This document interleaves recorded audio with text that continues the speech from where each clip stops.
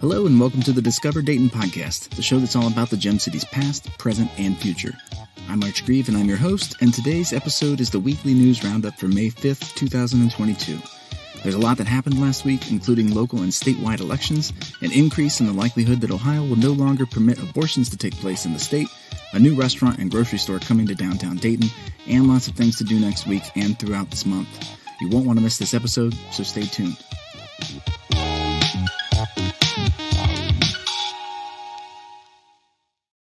Well, the first of what will likely be two Ohio primaries took place this past Tuesday, and former Dayton Mayor Nan Whaley won the Democratic primary race for Ohio governor with 65% of the vote, while Mike DeWine won the Republican primary with 48%.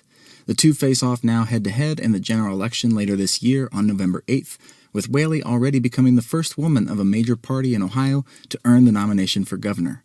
In the Secretary of State race, current Secretary of State Frank LaRose won the Republican primary, and he will face Democrat Chelsea Clark, who was unopposed.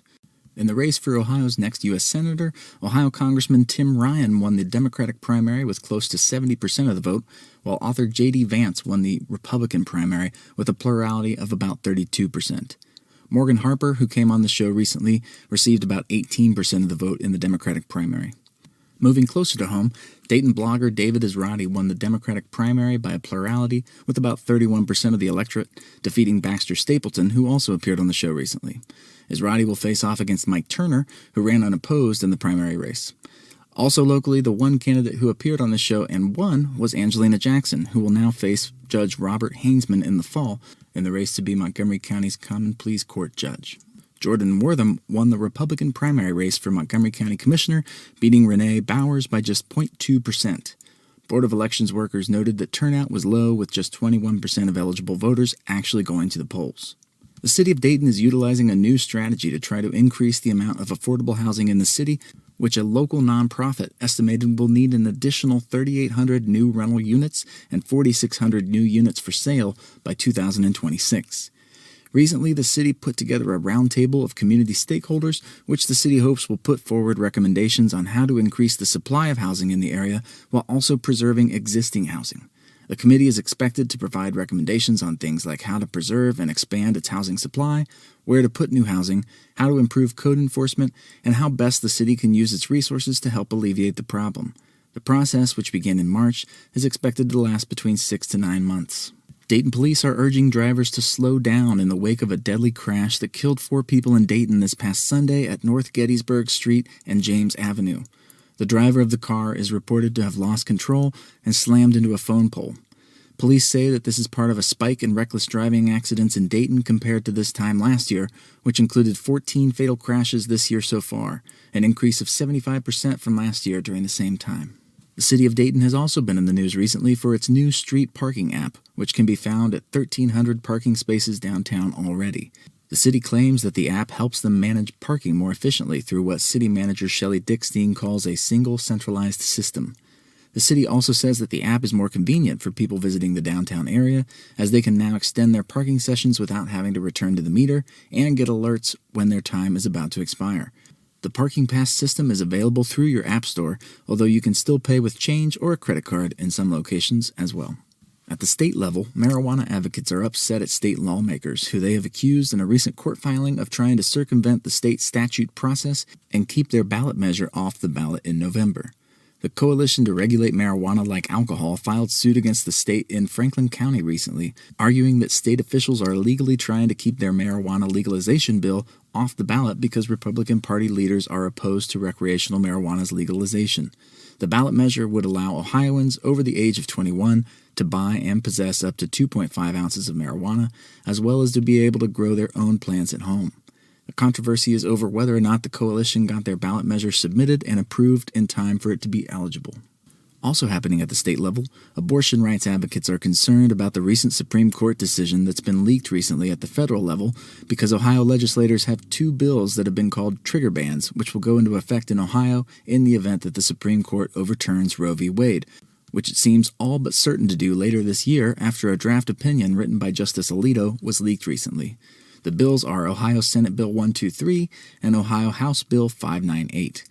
Here in Dayton, a rally for reproductive rights was held on Tuesday, with some participants dressed as characters from The Handmaid's Tale, the Hulu series about a dystopian future where authoritarian religious conservatives take over the American government. The popular downtown Dayton coffee shop, Third Perk, will be opening a restaurant in West Dayton that will feature Southern-style cooking. The new location would have carry-out service, and owner Juanita Darden is applying to receive $50,000 from the city's West Dayton Development Trust Fund to get the project started, in addition to the $200,000 that Third Perk will be investing on their own. The restaurant would open on the site of an old restaurant at 3907 West 3rd Street.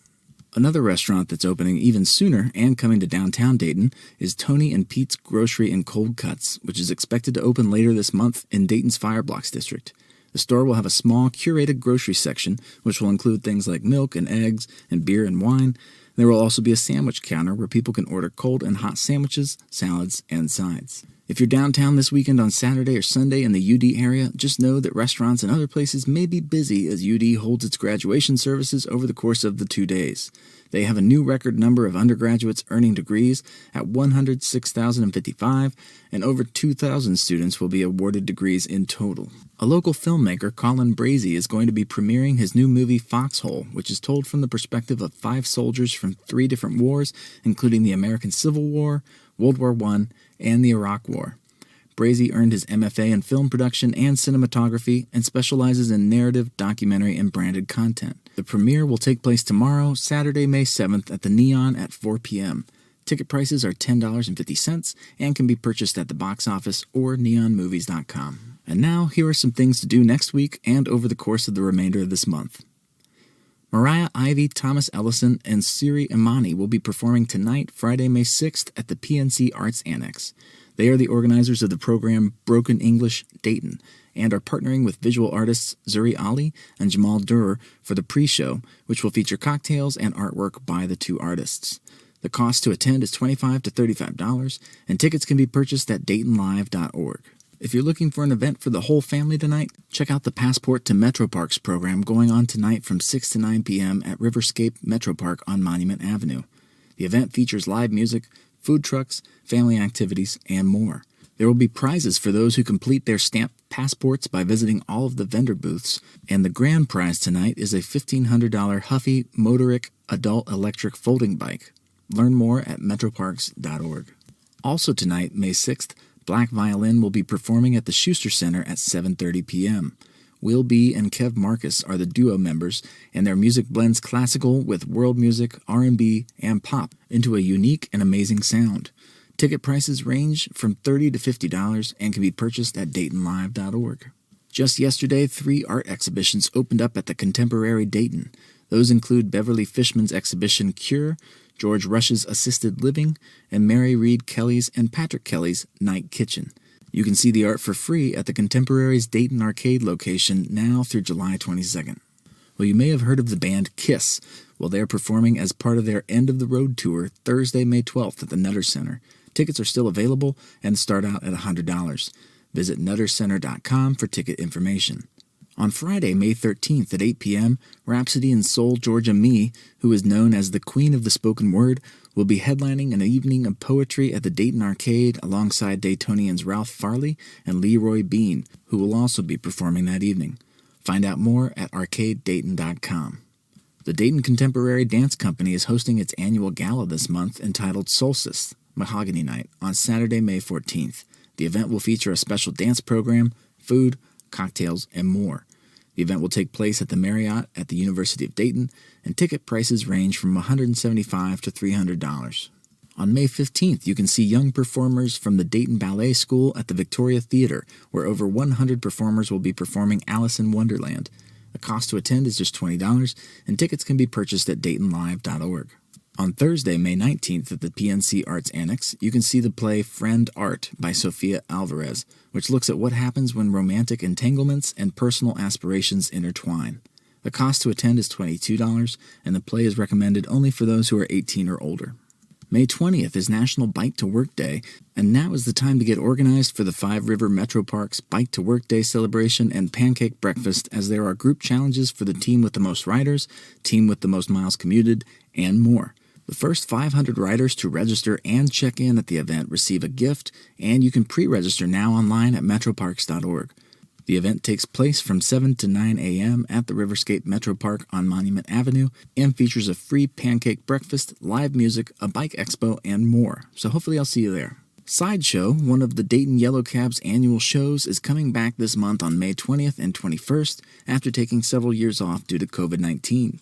This year, performers will include Far From Eden, Tino, Nautical Theme, Snake Oil Revival, and more.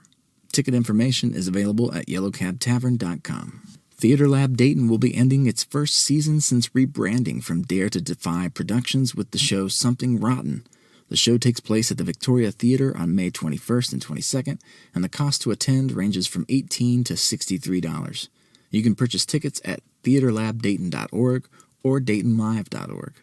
The Dayton Philharmonic Chorus and Orchestra will be performing the show Epic Opera May 21st and 22nd, which is a program that includes works by composers like Verdi, Wagner, Puccini, and more. The shows will take place at the Schuster Center, and ticket prices range from $32 to $100. Visit daytonlive.org for tickets. Carillon Historical Park hosts its annual Party in the Park event, aka Fleurs de Fête, on my birthday, May 22nd, from 1 to 4 p.m. The event features over 200 wine samplings and food from local eateries, in addition to live music. Pre-sale tickets are $70, and you must be 21 or older to purchase tickets. Traveling performers will be in town towards the end of the month to perform Charlie and the Chocolate Factory at the Schuster Center from May 26th through the 28th. Ticket prices range from $29 to $89 and can be purchased at daytonlive.org. Starting Friday, May 27th, the Dayton Theater Guild will be performing The Old Man and the Old Moon, which will be directed by Jeff Sams. The show will run through June 12th. Tickets are $21 for adults, $19 for seniors, and $14 for students. Visit DaytonTheaterGuild.org for tickets. Stand-up comedian, actor, and TV show host Donnell Rawlings will perform at Wiley's later this month on May 27th and 28th. Tickets go for $45 and can be purchased online at wileyscomedy.com. And of course, this Sunday is Mother's Day, so I just want to wish a happy Mother's Day to all the moms out there, including mine, and let you know that there are a number of restaurants doing specials for Mother's Day, including Jollity, Salar, Dublin Pub, Bar and Bistro at Top of the Market, and the Amber Rose. That's it for this week's News Roundup episode, and if you enjoyed it, please be sure to subscribe, leave a review, and share it with a friend. As a reminder, there's now merch on the podcast's website, and I recently started offering a new service for local organizations where I will come and do a Dayton-themed trivia for your employees or members. So if you're interested, please reach out at discoverdaytonpodcast@gmail.com. You can also find the transcripts for this News Roundup episode in the show notes on my website, discoverdaytonpodcast.com. Thanks as always for listening, and stay funky, Dayton.